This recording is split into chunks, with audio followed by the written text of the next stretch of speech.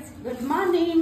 आज मेरो छोरालाई खाने मन छ खसीको मासु अनि मैले लिएर बनाइदिन लाग्छु खसीको मासु। धेरै दिनको बाद आएको नि म, त्यही भएर छोराले भने मम्मी हजुरको हातको खसीको मासु खाने भनेर मैले खसीको मासु बनाउनु लगाएको देखाउँछु सबैलाई। अब मैले मासुको लागि रेडी गर्दैछु मसला। मैले हमेसा सिलपट्टामा मसलाहरू पिसेर बल्ल बनाउँछु। मैले बाहिरको प्याकेटवाला मसला युज गर्दिनँ। त्यही भएर मैले पहिला जिरा पिस्दैछु। यसमा छ जिरा, धनियाँ, खुर्सानी, अदरक राखेर पहिला यसलाई पिस्ने।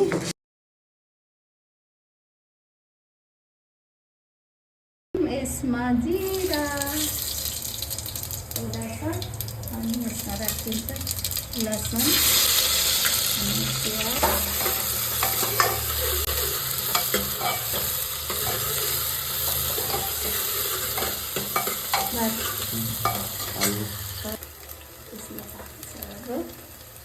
धनिया पाउडर, थोड़ा हल्दी, थोड़ा लाल मिर्च,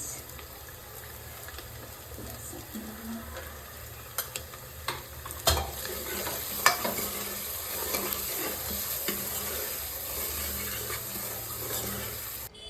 अब मैले प्याज भुटे। अब राख्दैछु मैले मासु। यसमा मासु राखेपछि अब एकछिन यसलाई धेरै बेर यसलाई भुट्नुपर्छ। अनि भुटेर अलि रातो हुँदासम्म भुट्ने अनि त्यसपछिबाट एकछिन ढाकेर राख्नुपर्छ। अनि पछिबाट फेरि हामीले अब टमाटर रेडी गर्दैछु मैले। यसमा टमाटरहरू राख्ने हो भुटिसकेपछि।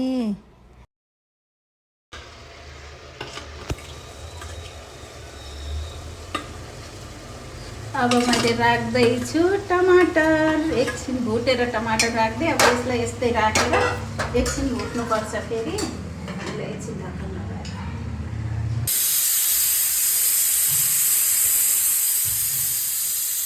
अब यसमा राखौँ हरियो धनियाँ। अब पाक्यो मटन। अब रेडी भयो हाम्रो खाना।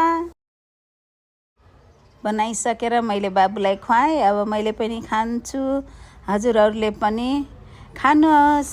अब भेटौँला अर्को भिडियोमा। By by.